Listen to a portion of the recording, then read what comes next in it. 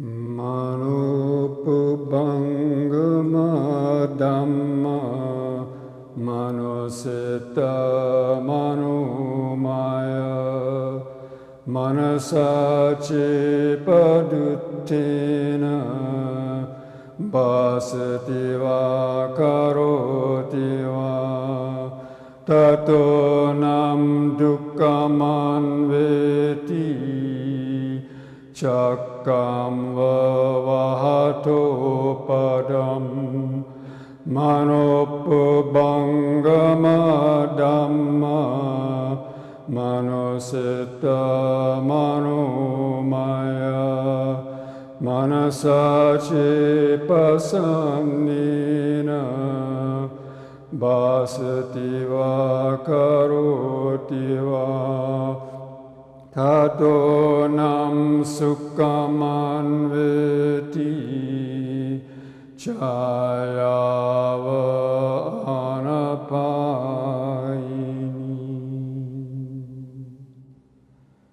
All actions are led by the mind. Mind is their master. Mind is their maker.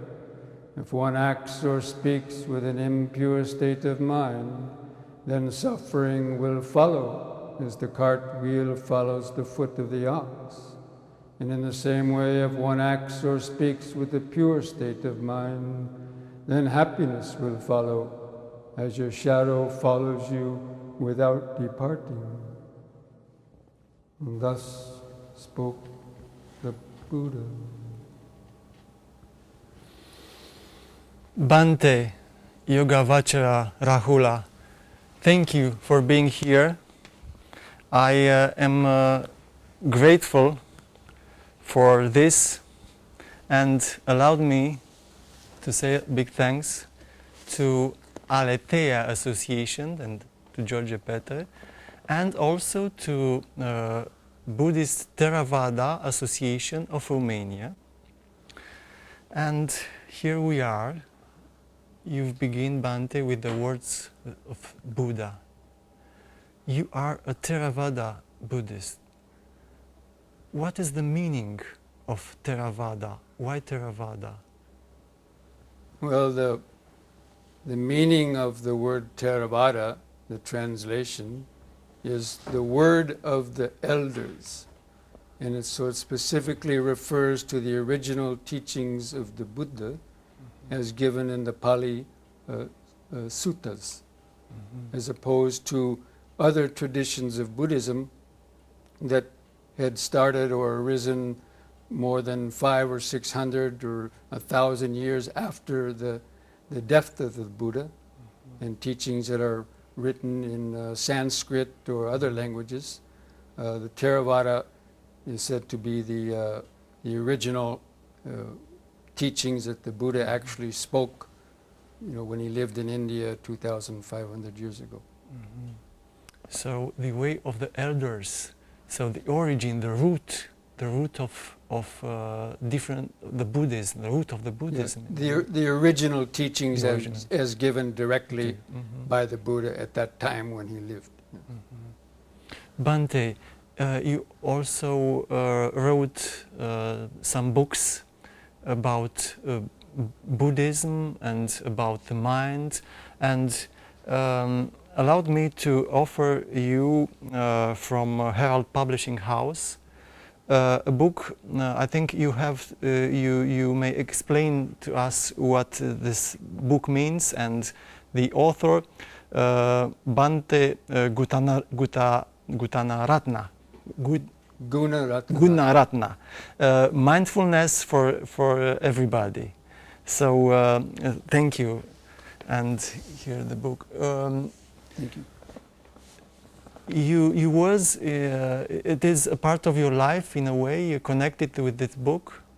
Well, this book, actually, the title in the original English is Mindfulness in Plain English.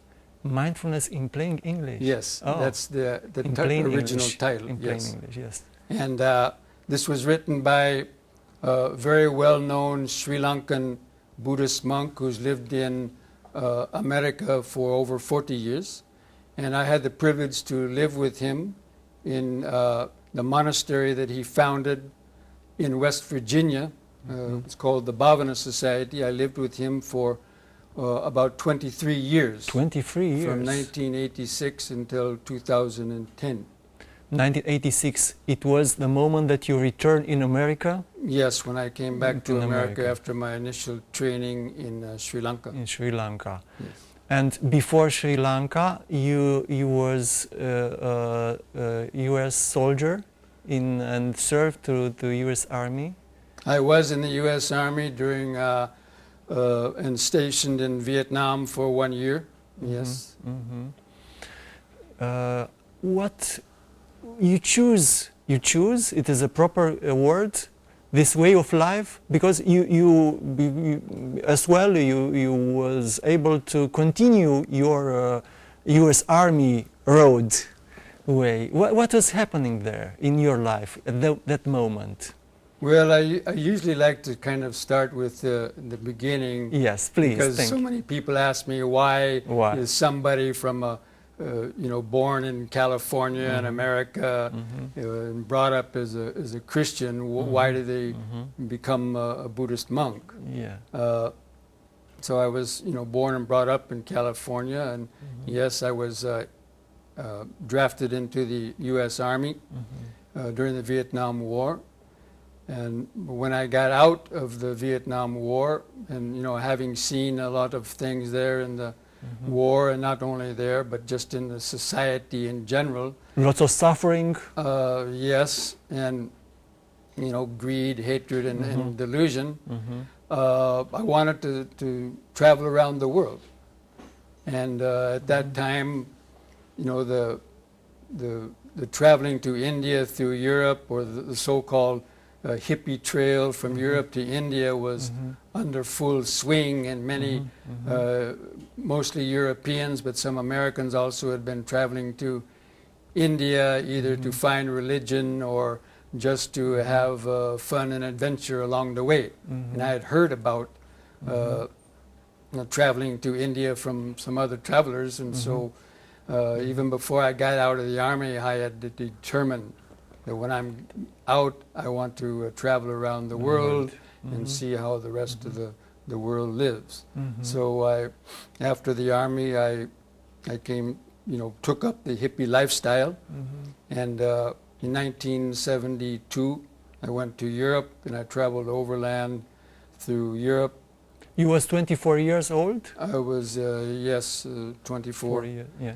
And traveled through Turkey and Iran and Afghanistan, and I was staying stoned most of the time, and that was clouding my better judgment, and I did some foolish things, and I was even put in jail in Afghanistan for 2 weeks, and was lucky to sort of get out. And then on my way to India, I knew that I wanted to try to get off the taking of drugs and to change my mind. And so it just happened that when I got to India, and especially in Nepal, I heard about meditation and the possibility to take a meditation course. And I'd read a little bit about the Buddhist teaching before, but never had the opportunity to encounter it. So I took a meditation course in Kathmandu. In Kathmandu, in Nepal, yeah. From Tibetan lamas. And in the middle of that meditation course, where every day we were listening to the basic teachings of the Buddha about the mind and about suffering, and it was like something started to happen within me, a kind of an opening, and I had a strong desire to learn more. And during that course, I had a powerful experience that kind of just turned my mind around. And after that, I had decided that I wanted to really delve into the practice of meditation, especially the practice of meditation, and learn about the mind, because I could see within my own mind the greed, hatred, and delusion, and ego-centered drives and other unhealthy type of habits that I had gotten into. and that meditation was the key for learning how to unlock the mechanisms of the mind and allow a person to change their thoughts and their habits of a hurtful or destructive nature to more beneficial and constructive, or even opening up to the spiritual dimensions of the mind. And so it's that what really interested me. And so that journey led me down to Sri Lanka, where I eventually became a monk about 1 year later. 1 year later? Yeah. And so initially I had started with the Tibetan teachings, which kind of got me hooked on the Dhamma, you might say. And but then later I gradually shifted toward the Theravada teachings, which include and focus on the practice of mindfulness, and which specifically focus on the developing the spiritual qualities of the mind, or the powers of mindfulness, concentration, and wisdom, which help to liberate the mind from its negative habits and to gradually realize the deeper dimensions and spiritual dimensions of the mind and consciousness. So that's what really interested me, and so I continued to live in Sri Lanka until about 1986, and that's when I heard about Bhante Gunaratana starting this Bhavana Society Meditation Center, and that's when I returned to America and joined him in beginning to develop this Forest Meditation Center in West Virginia. And you was with Bhante, with your master, for 24 years, and since 2010 you are going all around the world? Yeah, I sort of retired from there, and during that time also I had been traveling from time to time, coming to Europe, Canada, even Brazil, and even in India, and visiting different Buddhist groups and teaching meditation. And so that's what I've been doing for the last 4 years, is visiting different Buddhist centers or meditation centers around the world, leading meditation retreats and giving talks on the Dhamma. Because the Buddhist teaching and meditation is becoming very popular all over the world, and there's a big demand to have meditation courses and talks on the Dhamma. And even here in Romania, that's why I've come to Romania, in fact, on the invitation of the Theravada group here, and to give some teachings. Yes, and we'll also have a conference on the Spirituality University about Buddhist psychology and the contemporary world. Yes, because that's very interesting topic these days, because the popularity of mindfulness and vipassana meditation is becoming very widespread throughout the whole world, in fact, and especially the practice of mindfulness. Now even the scientific community has become interested in that. There's been lots of research on the benefits of meditation for improving mental health, and in some cases even improving one's physical health. And especially in today's society, the stress, the accumulation of stress, and that meditation is seen to help to alleviate and overcome the stresses of the mind in this modern, fast-paced living. So mindfulness meditation is being taught in stress reduction clinics in American hospitals, and even in Europe, spreading to other parts of the world.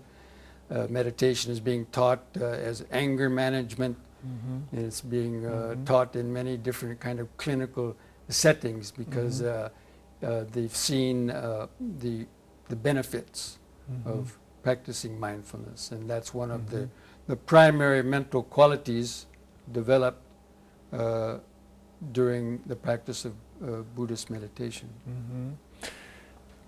Bhante, if a child asks you now, what is mindfulness? Show me the basis to understand what really is. Well, that's why Bhante Gunaratana wrote Mindfulness in Plain English, because there's been a lot of books and people talking about mindfulness, and sometimes they got it a little bit, confused with other things. And so he wrote this very popular book, The Mindfulness in Plain English. Basically, mindfulness is a way of directly observing your activities, the activities of your body, but especially what's going on in your mind. It's a way of self-reflection.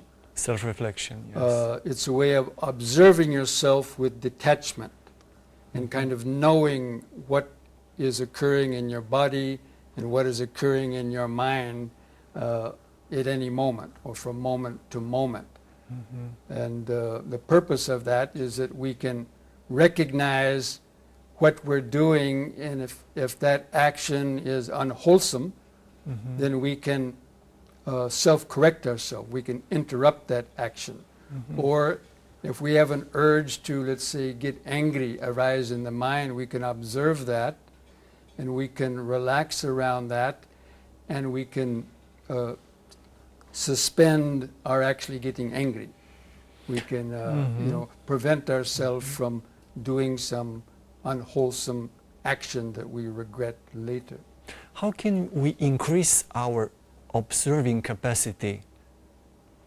Well, it's a specific practice. It's something that has to be learned. Just like we learn to do anything else, we learn to train our mind. So meditation is that mental training. Meditation is the mental training in these qualities of mindfulness, concentration, and eventually wisdom. So the Buddha taught very specific practices for cultivating mindfulness. The most popular form is mindfulness of breathing. And so in mindfulness of breathing, you sit down, usually sitting down, and you focus, you might close your eyes and you focus on the breathing, feeling your breath going in and out. You might try to feel the breath going in and out of the nostrils, or you might feel the rising and falling movements, the expanding and contracting movements of one's diaphragm or chest. And you just use that as an initial object of concentration, or what we call being mindful. That means what is occurring in the body or mind, you try to follow that, and so that you know that you're breathing in, and you know when you're breathing out. Mindfulness, is contrasted with being unmindful. Unmindful is you do an action unmindfully, and then you make a mistake. Let's say, for example, I want to reach for that glass of water. And if I'm excited or I'm unmindful, I might quickly reach out for that water, but I might knock it over and spill it because I wasn't really mindful of my hand movements. So in mindfulness, we do our movements more slowly, so we clearly know, yes, I'm moving my hand this way now. I'm taking the glass now. I'm lifting it up now. I'm taking a drink. Or just simply when you're sitting, you tune into the breathing, and mindfully you breathe in and mindfully you breathe out. So it's a way also to quieten the mind, so that your mind is not always chattering and getting lost in the past and future dialogues and worries and anxieties. And it's a way to concentrate the mind. So mindfulness has two qualities. It's a way to concentrate the mind, but also later in its more developed stages, you can also notice the mental activities going on within your mind. So mindfulness usually starts with the body because it's more easy to notice than our mind. So it starts with the body, but once the mind becomes calm and focused and centered in the present moment, then it can more easily see our thoughts, feelings, and impulses that are kind of going on in the unconscious parts of our mind, or before we've acted upon them. And so mindfulness basically is a kind of also a conservation of energy. We waste a lot of energy by neurotically reacting to things that happen to us. You know, we hear a loud sound, we say, "What's that?" Or we have an itch, immediately we start scratching or itching. And we get irritated by so many things. And we always kind of butt in and interfere into other people's business, without being asked.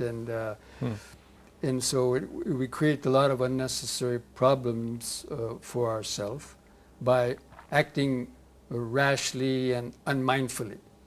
And because of our emotions are pushing our actions, we get angry and we shout out something, or with some other type of emotional reactions, because we're not in control of our responses. And so we do a lot of unnecessary things that, even get us into more problems. So mindfulness is a way of clearly observing yourself and seeing, okay, what I'm going to do now, is it really necessary?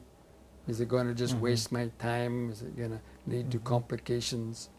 And so it's a way that you can let go of whatever potential negative reaction you might be contemplating, or some other irritation. We get easily irritated by things. And then the irritation leads to anger. So mindfulness helps you to observe that and to kind of mitigate or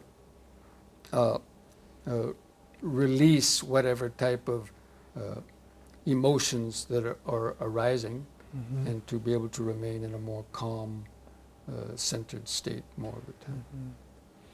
A question came into my mind, and if you want to share with us, in this moment, how does the world, this environment, looks in your eyes from your observing point? I was watching you in the beginning of the show, of the program, and you was very calm, very a profound peace. And this is the question: how do you feel this moment when I'm asking this question to you? It's a not special question, but well, in our training, we try to keep our mind resting in the present moment. Whenever there's nothing specific to do, we can rest our mind in the present moment. It's like putting the gear shift of a car into neutral. Neutral, yes. And even though the engine is running, the car is not moving. So we can sort of park our mind in neutral gear, which is a kind of a listening mode. And we're just in the present moment. We're hearing whatever sounds, we're seeing whatever happens to be coming through our senses, but we're not judging it, we're not reacting to it with attachment or aversion, and we're more open. And so the nervous system is in a kind of a restful mode. And so if something happens, it doesn't easily get disturbed. And so, we can and be very happy just sitting without actually doing something. Most people, if they sit down, they have to thousands do of thoughts, yes. Yeah, and thoughts go through their mind. But in the practice of mindfulness, once you've trained yourself for some time, that you can actually let the mind rest in the present moment without thinking, although some thoughts may go through the mind, but you don't follow them, and you don't build up on them if you don't want to. And you can listen to the sounds of feelings of your own body, for example. Normally when the mind is in the resting mode, it's really tuned into the body. And I can just feel like sensations, subtle pulsation and sensations, all over the body, because the cells and molecules of the body are always vibrating, and they're tuned into the nervous system. And just listening to that music, inner music of the body, is like you're playing the piano. You can listen to the beautiful music that's just dancing through the cells and molecules of your own body. And then whatever other sounds are going through, you can hear a lot of things that you normally don't hear.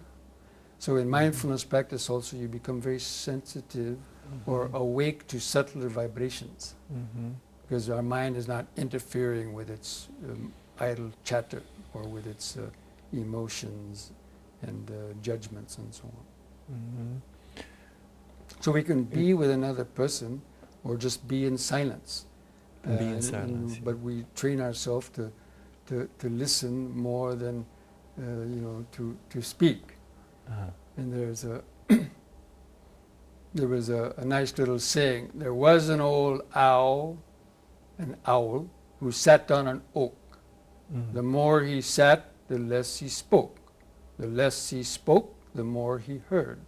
Why can't we be like that wise old bird? Beautiful. So that's a very nice little saying. So that is kind of the one of the ideas behind mindfulness. We train ourselves not to react and be so noisy, but to kind of be in a more mindful, what we call mindful, or a slowed down kind of presence in the ways of our actions. So we might probably walk more slowly. Our actions are done more slowly because you can feel more. And it also is the starting point for deeper meditation. So when we sit down to meditate and develop deeper levels of concentration, that mindfulness also helps us from getting distracted, and we can develop our concentration and awareness to deeper levels, so that we can develop wisdom, or realize the intrinsic and deeper, could say, spiritual dimensions of our consciousness. I was thinking, what if our discussion would be with no words?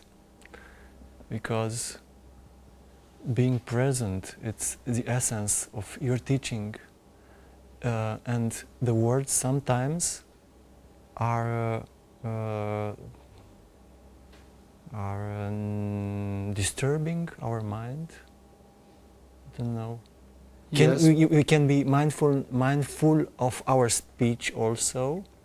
Oh yes, there's a whole discipline on being mindful of one's speech and the impulses that are motivating your speech. Because a lot of our speech is driven by the ego, wanting to boast about ourselves, wanting to put down others, or just talking about useless things, and it wastes our time and other people's time too. So mindfulness of speech helps to reduce the amount of speech, because you see that probably 75% of it is essentially useless, not necessary. And when you listen more, you develop deeper levels of awareness, and also you can hear the other person more.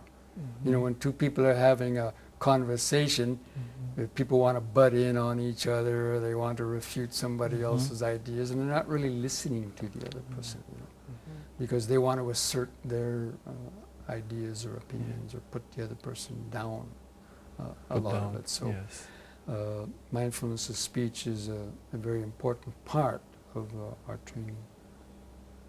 What is love and compassion? I think it is connected with this kind of capacity of listening, of being in profound, touching the other, the soul, and listening to the other. Well, compassion is based on the idea of, like, do unto others as you would want them to do unto you, right? Mm-hmm. This is a Christian in a way. All But, religion. The Buddha could have said the same thing. Mm-hmm. He did in different ways. Mm-hmm. Compassion is the ability to feel the pain of others, Mm-hmm. and also to feel the happiness of others as well, Mm-hmm. and to not to want to cause suffering to Mm-hmm. other beings in whatever way. Mm-hmm. And if they are suffering, if we're able to help them in one way or another, to offer some Mm-hmm. sort of assistance or Mm-hmm. or help. Mm-hmm. So compassion, the compassion came out of the Buddha's wisdom about suffering. Mm-hmm. That all beings are suffering in different ways, Mm-hmm. physically as well as mentally. But the Buddha knew that he couldn't really alleviate physical sufferings in the world, because there's physical sufferings are part of impermanence, and that Mm-hmm. everything that is born is subject to sickness, old age, and death. And you can't really prevent that. But the mental suffering is what we can change. We can and that's change the the whole mental. essence of the Buddhist enlightenment, Mm-hmm. was about the nature of suffering, the cause of suffering, but suffering can come to an end within the mind. And the way to live, think, and meditate, it will help to bring suffering to an end. But even within the Buddhist teaching or the Dhamma teachings, and ultimately even physical sufferings have their origin within the mind and consciousness. And so that's why the emphasis is on purifying the mind. Those two verses that I chanted at the beginning sums up the essence of the Buddhist teaching about the mind, that all of our actions are led by the mind. And if we act or speak with an impure mind, that means with greed, hatred, and ego-driven thoughts, then just conflicts and suffering will follow. Mm-hmm. We can see that in the world and in people's lives. And so by helping to purify the mind of those negative thoughts and cultivate the wholesome thoughts, that is really the path to happiness. And meditation and mindfulness are the mental tools that we use to fix our mind. Mm-hmm. When one is trying to understand, when somebody trying to understand the term purification, purifying the mind, this can be associated with repression. And I know that this is not the way. So what's mean purifying hatred or anger? It means to understand how greed and anger and hatred arise, to understand the pain and suffering that they cause ourselves and others, and then to apply the antidotes for that. And the Buddhist teaching gives those antidotes in terms of the development of the Noble Eightfold Path, or the practice of skillful conduct, mindfulness and wisdom, concentration and wisdom. That we learn to access the deeper reaches of our mind, that we can actually change the infrastructure of our mental process from one that acts out of confusion and neurotic sort of reactions.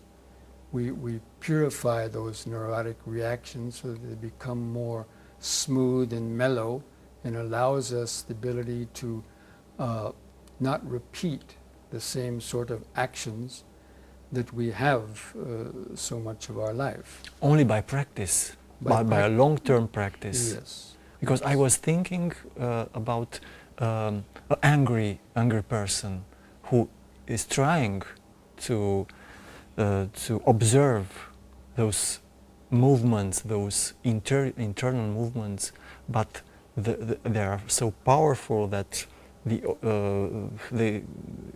is feeling overwhelmed about them. So that's why meditation has to be learned in a proper way. kind of setting and environment and over a long period of time. Long periods of time. And you know, the habits of anger and hatred, or even lust and other destructive habits, we've been accumulating our whole lifetime. For many years. We've let them go unchecked. And so therefore they become very strong. So it may take an equal amount of time to gradually purify them. Equal amount of time? So it could be, yes. Could be. Yes. Yes. So, meditation practice is not the repression of your thoughts, especially with the practice of mindfulness. You become mindful of the thought. So, let's say if I'm getting angry, I can feel how anger is starting to manifest in the body, for example. I might feel some tension or some tightness in some part of the body. And then I alert myself, okay, anger is arising now. And you feel what it is doing, but you're aware that you're angry. You're not depressing it and saying, no, I'm not angry. The repression is when you're just kind of denying it, you push it under. But in mindfulness, you allow the emotion to come up and you fully observe it, but you don't feed it. You don't purposely feed it or react on it. You let it kind of well up and just spin around for a few moments, and without reacting to it, it kind of releases itself, like a bubble coming up to the surface of a lake, and it pops on the surface. You don't push it back down, but you understand it, that this is just a conditioned thought, and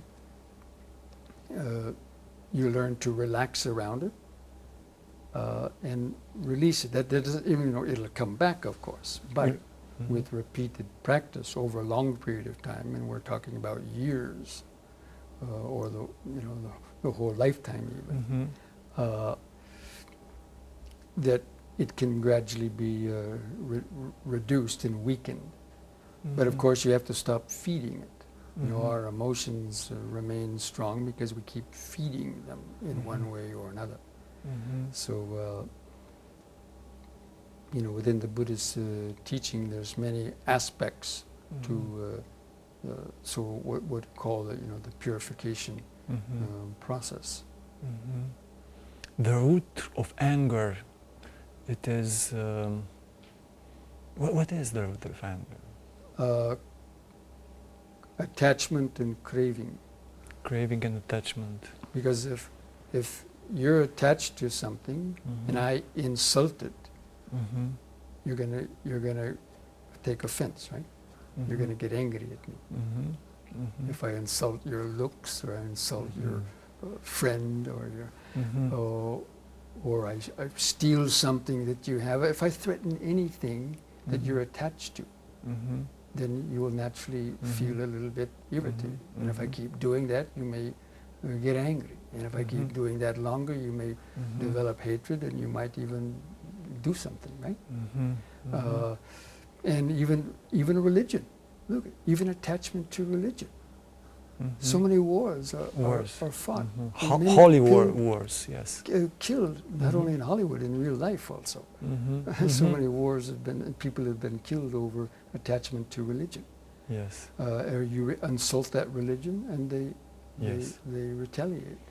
So even within the Buddhism, I mean, the Buddhists had compassion, and even if somebody strikes you or insults you, not to fight back at them.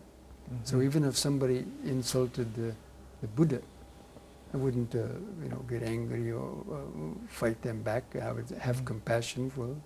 They don't really understand who, who the Buddha was or don't understand the practice, and so we'd have compassion. Rather than getting angry towards somebody, we would have compassion for their ignorance, for their not understanding, for their non-understanding, and it's because of the attachment. The attachment. Yeah. So that's why within the Buddhist teaching it is defined as craving is the source of suffering.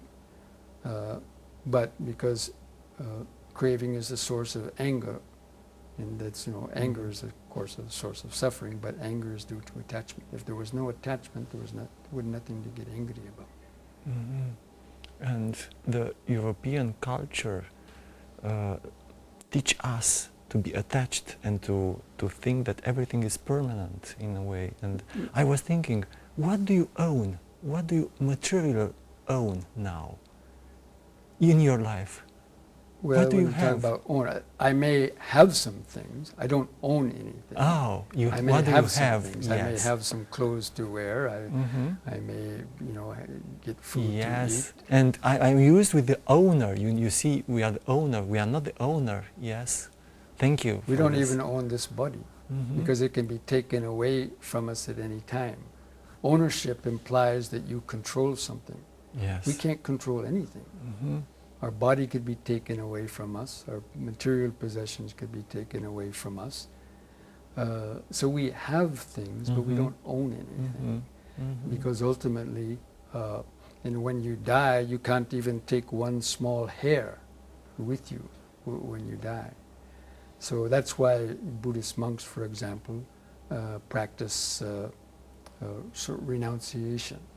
And we have a very minimal, we learn to live with a minimal possessions, because the more you have, when you lose it, then the more you suffer, depending on the strength of your attachment. But we can have things, but not be attached to them. Oh, but it's very So difficult. that's difficult for people to understand. Mhm. And we know that everything comes to us, everything can be taken away from us. So we can have things, but if it gets taken away, we can still be happy. Mhm. Most people, Mhm. their happiness depends on what they have. Mhm. A lot of friends, Mhm. enough money to buy what they want, Mhm. good health. But all that can change and be taken away. Yes. And then, most people would become sad.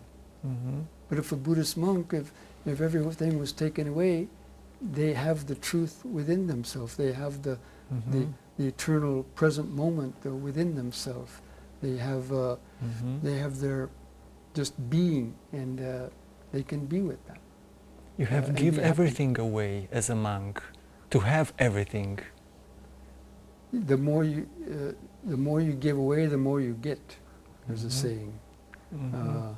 Because if you don't want anything, then you get everything, basically, in a sense. Mhm. It is. That's why monks, Theravada Buddhist monks Mhm. don't use money, they don't have possessions, but yet, they travel around the world. You are not using money. No. No. So you're not And, touching the money. Yes. Yes. And our possessions are few, and we just eat a minimal amount, but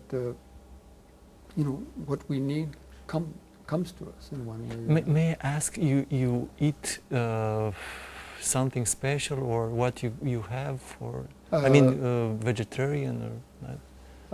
That's an option. Mhm. Being a vegetarian is not a mandatory Mhm. rule Mhm. within the Theravada Mhm. monks. Mhm. But myself, I've chose to be a vegetarian. Vegetarian. But that was many years ago. Years ago. Mhm. But that's about all. Otherwise, we're supposed to eat what we're offered. What you're Yeah. Mhm. It's the simplest way of life, and it's beautiful. And I feel a lot of freedom in it. You are not depending of nothing that is outside ourselves. Yes. We're easily to support. That's one of the criterions about the blessings, that one's life should be not burdened and easy to support. So monks are easy to support. We only eat basically, one meal a day. And, we're not supposed to ask for anything directly. And, if, and we'll be happy just to sit the whole day long and just be in the present moment, or with very few things. We don't use entertainment and other sort of things. Life is very simple. So when we visit people, we're, it doesn't burden them so much to have us, and what we need is easily provided.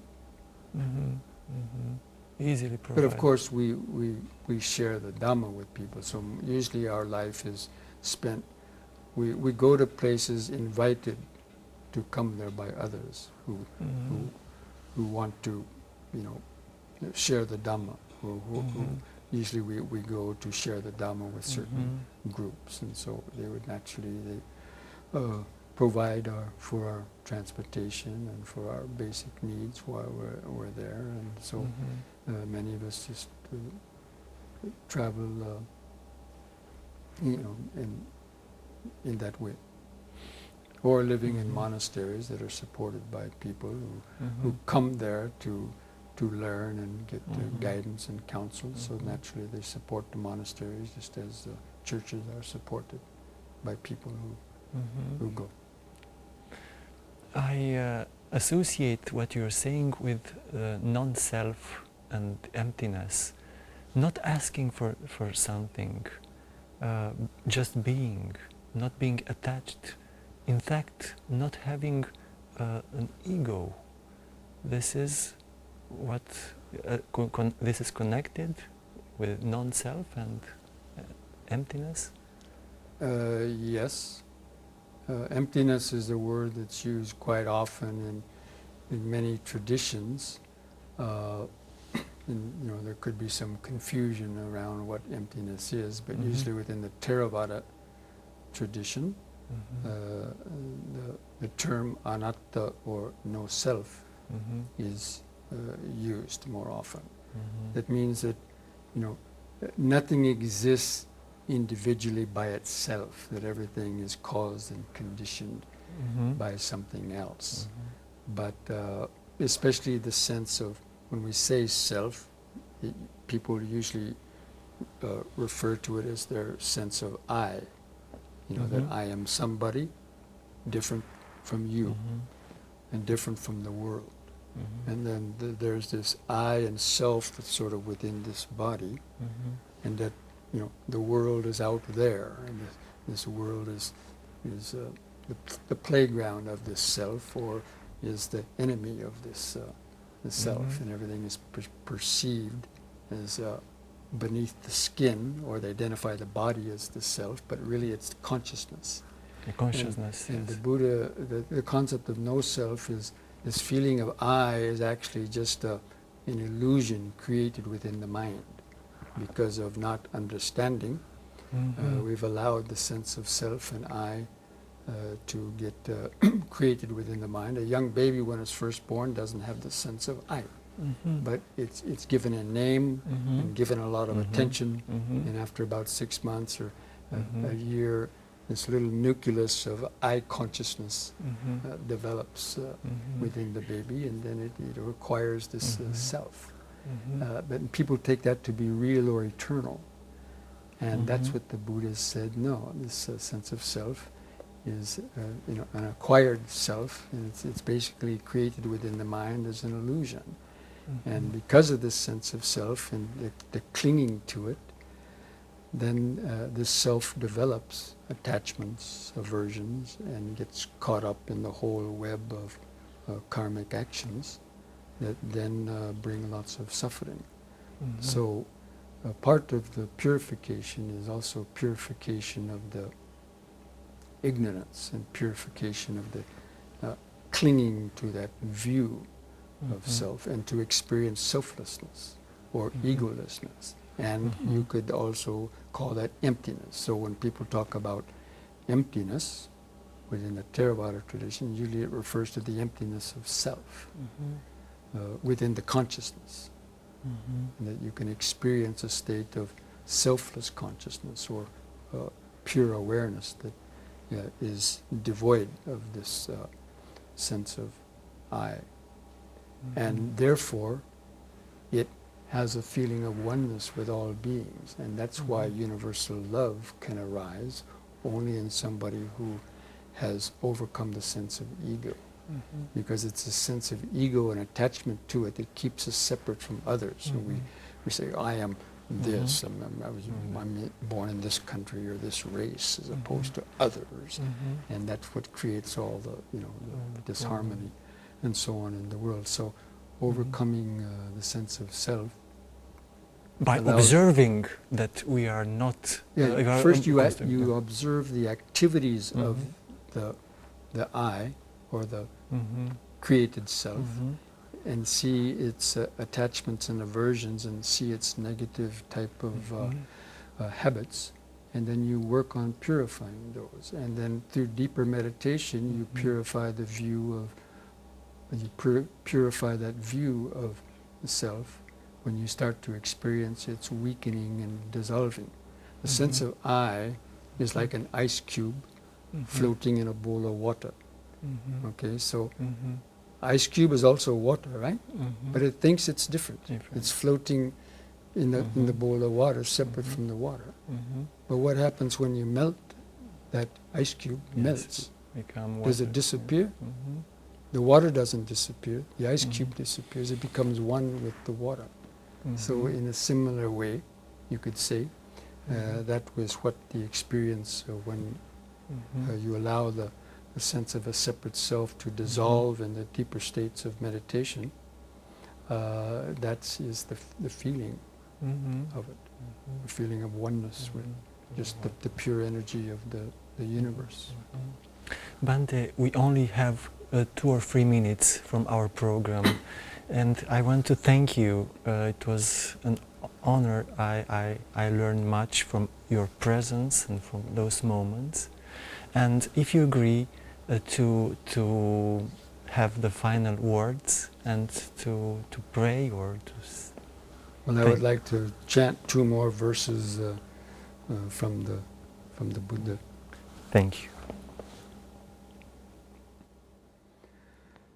Sabbe sankhara anicchati yada panyaya pasati atanibindati dukkhe esamago visuddhya nati janam apanyacha panya nati ajayito yam hi janancha panyacha siri nibbana santiki. All conditioned things of this body, mind, and world are impermanent. When one sees this with the eye of wisdom, one becomes disenchanted with suffering. This is the path to purity. And there's no meditation without wisdom, no wisdom without meditation. One who both meditates and is wise is close to peace and freedom. And thus spoke the Buddha.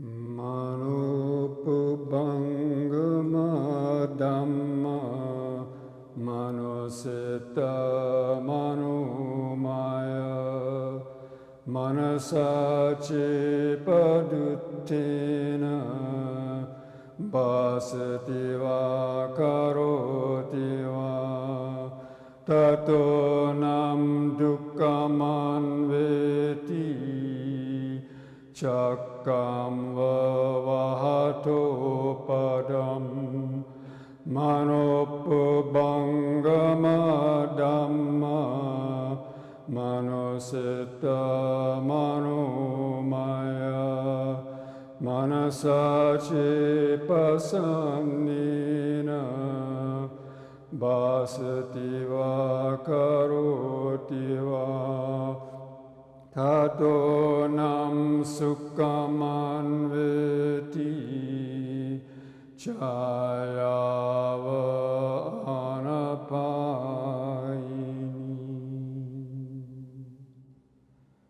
All actions are led by the mind. Mind is their master. Mind is their maker. If one acts or speaks with an impure state of mind, then suffering will follow, as the cart wheel follows the foot of the ox. And in the same way, if one acts or speaks with a pure state of mind, then happiness will follow, as your shadow follows you without departing. And thus spoke the Buddha.